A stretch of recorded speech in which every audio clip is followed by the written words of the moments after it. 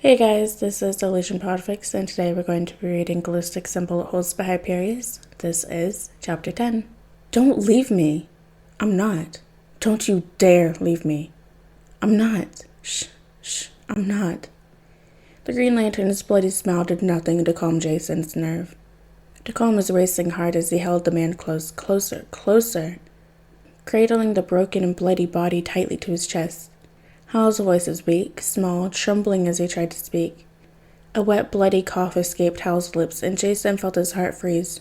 No, Hal, please, no. He watched as the power of the ring slowly dissipated, leaving the once great Green Lantern as nothing more than a powerless mortal once more. No more green glow, no more power, no more Green Lantern. Don't you dare. You promised you'd never leave. I know. I'm sorry. No. It's gonna be fine. You hear me? Please, it's gonna be fine, you hear? You're gonna... Jason, you know I won't lie to you. Sometimes people just... Hal coughed again, his vibrant eyes beginning to dull. It's my time. He raised a trembling hand to grab onto Jason's own, smiling softly. It's okay. It's not okay. It's not. No, please, Dad, you can't. It's okay. It's okay, Jay. It's not okay. It's not. Jason felt the hot tears burn at his eyes, running wetly down his cheeks in long strands of grief and sorrow, in anger and pain, so much pain, staining his face, his soul, in his anguish. Rage burned bright within him, at himself, at not being able to stop this, at not being able to help, at not being enough, never being enough. And now Hal's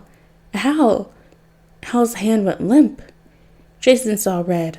The whole city saw red. Wow, Hal, this tea is orgasmic. Hal smiled brightly with a long laugh, unlocking the apartment door to allow the both of them in. Jason was holding his cup of tea like it was made of fine china, and filled with gold, precious and fragile and oh so important. The older man couldn't help but chuckle. If he knew Jason liked tea that much, he would have taken him sooner. Though it is, almost, a little weird just how much he likes this tea. Next time I'll take you to the bubble tea place. Boba tea, you mean? I thought it was bubble. No. Maybe. I actually don't know. Jason huffed, uncertainty rocking through him. He thought it was boba, but was it actually bubble? Or maybe it just differed by translation? Or by region? Were there different names for it? Or were they both just the same thing? He doesn't know. He doesn't know anything anymore. The rest of the tour of LexCorp was arguably a waste of time. Arguably put them at greater risk because fucking Superman spotted Jason, and was arguably terribly boring all the way around. But also, it needed to be done, because now Hal and Jason had a basic understanding of the layout of the labs. No more murder robots or anything like that. Well, there probably will be more murder robots, there always are. He doesn't understand why there always has to be murder robots. They never work. If even one villain could name a time a murder robot actually killed a good guy, Jason would be terribly impressed. But they never do. They never work. There's no need for murder robots. Jason let out a sigh. He is not looking forward to murder robots. The rest of the tour was, obviously, less important than those first 10 minutes in the lab. Jason doesn't particularly care where the dining hall is, the bathrooms, or the offices. And they didn't even see anyone in the offices. However, Hal claimed they were probably shown the fake offices. After all, who would want a bunch of strangers staring in where they were trying to work? One or two people probably take turns in the fake offices to make it look like it's where they do work. But the actual offices are further back and out of sight, which makes sense. Makes a hell of a lot more sense. After the tour, Jason and Hal went for tea, and after tea, home. Home sweet home. Where they now have to wait for fucking Superman, of all people, to show up. Where they'll need to convince them to leave them the hell alone, and keep Batman off their tail. It'll be difficult, for sure. Jason is pretty sure Clark has a huge crush on Bruce and will do anything for the man, but they need to convince him. Somehow. Ugh, how could this day get any more awful? Jason kicked at the front door before taking a sip of tea. What are we going to tell Clark? The truth? I Excuse me? Hal chuckled, looking over at Jason. Are you just not used to sharing the truth, or do you not want the truth shared? Yes? Hal let out a long laugh, shaking his head before bumping shoulders with the boy, ignoring Jason's soft curses when he almost spilt some of his tea. We're gonna tell him the truth. You just needed a break, and now you're here to help with Lex and Black Mask. That's all. He'll definitely tell Bruce. Not if he respects you. We don't need something complex for him to be a decent human and keep your secret. Jason snorts. But he's not a decent human. Is that an alien joke? Jason rolled his eyes. No, he kicked Hal's legs. He's a superhero. A big three. Sure, they go around and save people, but when it comes to basic respect, privacy, boundaries, and all that, they ignore it if they think it'll help one another or the greater good. Especially if it's the lesser heroes or people like me. We aren't real to them, not worthy of respect, because I'm not good enough for them. So if I want space, who cares? I need to be watched. I'm sure no one watches you. No, just monitors me and my every move to make sure I won't kill anyone anymore. Hal huffed. He understood the sentiment, which is the problem. If he had a kid and the kid was a killer, he'd keep an eye out too, just in case. Though Jason is very obviously not a killer. Perhaps he's killed, sure, but he isn't a killer. He cares deeply, fully. His heart is wide and full, and if he only had a little bit of loving guidance, Hal doesn't doubt he'd become one of the best heroes to live. One of the best, or one of the worst. Jason is 100% a victim of his environment, however. It's up to them to decide. Because Jason feels, he feels too thoroughly, their hate, their distrust, their anger, or their love, their trust, and their hope. And then he acts on how the others feel. Acts like a villain they treat him like, or like the hero they treat him like. It's sad to Hal to know they decide Jason's future. But that's just how he is, a victim of his environment, of his family, of them. Hal won't let him down, not like Bruce, not like the rest of the bats. Listen, Jason, it'll be fine, I promise. Will it? Yes. Both Hal and Jason jumped, turning quickly to see Superman outside the now open window, floating in silently before landing on the floor. Hal cursed. Jesus Christ! I know Spooky doesn't use doors, but I thought you would. Superman huffed, eyes never leaving the tense form of Red Hood. He stared. Jason glared back. Your father has been worried about you. Hardly, I'm sure. Don't say that. You know he cares, and so do your brothers. They've all been searching for you. Jason snorted. You know their skills. If they wanted to find me, really wanted to find me, they probably could have by now. Superman remained silent, because Jason was right. Sure, he made it much more difficult, as Jason knows how to avoid the ever-present eye of the bats, but he knew they would have found him if they really wanted to. If they really cared, but he's not worth the effort, he thinks. It would have taken them too much time, too much attention, and they have much more important things to do in Gotham with all the villains. They may look in some of their free time, late at night when they want a break from the bloodshed, but no more. He likes to pretend that they haven't found him yet because he's that skilled. He told himself going off of credit cards, creating a new alias, avoiding cameras, and taking public transportation would have been enough to avoid the bats. But he was lying. He was fucking lying. To himself. The only reason they hadn't found him yet is because they don't care. Why are you here, Jason? Because I needed a break from the bats. Superman frowned. So you just abandoned them?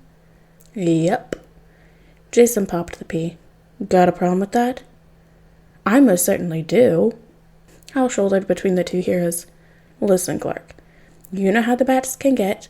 You know how they can get up into businesses that don't belong to them, and then becoming insufferable trying to micromanage everything. Everyone deserves a break from that. He should have told them still. Clark crossed his arms. Would they have really let him go if he did? Clark had to pause. He would like to say that. Of course they would. But if Bruce knew he was coming to see Green Lantern, that he was coming to see Hal Jordan? Yeah, probably not. There would probably be some sort of spy, drone, or camera watching him. Clark let out a long breath. Fine, but we can't have these secrets keeping us from completing the mission. What does that mean? It means you need to tell Bruce that you're here so we can work on this together. If you don't, I will. But does it really make sense for you that we're working on this case separately? Clark raised an eyebrow, and Jason lowered his gaze because, no, it doesn't. They're only getting in each other's way, and they needed to be smart and effective. This dance that they're doing, it didn't make sense. Exactly. Fine, but I'll do it. Clark nodded. He could at least grant the boy that. You have until tomorrow night. Jason looked at Hal, and Hal reached out and grabbed Jason's hand, giving him a small, reassuring smile. Clark's eyes narrowed. Fine. Tomorrow. I'll do it. Clark stared between the two. Okay. He felt his heart beat in his chest. Be completely honest with Bruce, though. No secrets. Jason's brow furrowed. Okay. Clark looked, once again, between the two men. Okay. Yeah. Oh, there will be blood when Bruce finds out, but, for once, Clark is definitely not getting involved in that. The three stood awkwardly for a few seconds before Hal cleared his throat. Tea?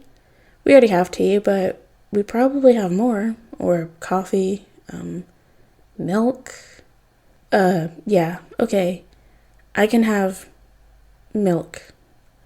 Jason felt a sudden urge to ram his head into the wall. He does not want milk with Superman. I'm going to shower. Goodbye.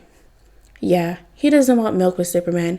He doesn't want to be in the same room as him for a second longer. He saw Hal give a small nod before leaving for the bathroom. Hal will take care of it now. He knows the man well. He trusts them. Once Jason left the room, Hal and Clark shared a look. So, you two are close?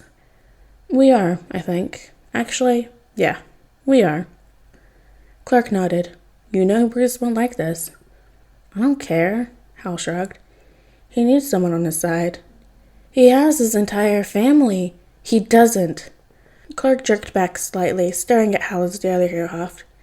They think they are, but they aren't. They aren't. They haven't seen him. He hasn't seen him at night, screaming and crying with every dream. He hasn't seen him in the mornings, resigned and ready to give up before the day even starts. He hasn't seen him when he makes even the smallest of mistakes, flinching as if ready to get hit, get yelled at, get put down. He hasn't seen him after a compliment, flushed and in disbelief. He hasn't seen him receiving a hug, holding on as if it was the first hug he ever received, as if he fears it'll be the last hug he'll ever get. He hasn't seen him. Hal doubts anyone has. I don't know what that means. Hal huffed. Just trust me. Let Jason find Bruce. Don't ask too many questions and don't do what you do. Clark blinked. Do what I do? He was offended, and he didn't even know why yet. Yes, it's clear you don't trust Jason. It's clear you think he's some villain. You treat him like one. I don't. You do. And even if you don't think he thinks you do, and that's all that matters, you're Superman. You're supposed to be the man of hope and all that shit, you know? Hope, justice, and the American dream. That's definitely wrong, but I get your point. He let out a sigh. I'll treat him like an ally. Wasn't he basically your nephew once? Why not treat him like that? Clark gave Hal a hard look. He killed. Technically Dick has too, but Bruce was there to bring Joker back to life. He shrugged through Clark's sharp glare. All I'm saying is, if you are betrayed by your mom, tortured, murdered, or ripped from death to wake up in your grave, thrown into the Lazarus pit, to basically get brainwashed by the League of Assassins, would you be doing okay? Oh, don't forget, he then got to come back to fucking Batman. Mr. No Emotions or Support, would you be okay? I didn't think of it quite like that. Of course you wouldn't. You're friends with Bruce. You think about it like how he thinks about it, with him being the victim. He's not. Clark let out a sigh. I think he is, at least a bit. He lost his son. Then never tried to get him back. How? Am I wrong? Yes. Hal scoffed, crossing his arms. We disagree then. Maybe you've just gotten too close. Or maybe you've gotten too close. The two stare, neither backing down, both refusing to give even an inch. Eventually, though, Clark sighed. He's never been good at this whole tension thing. These stare-offs, or whatever they call them.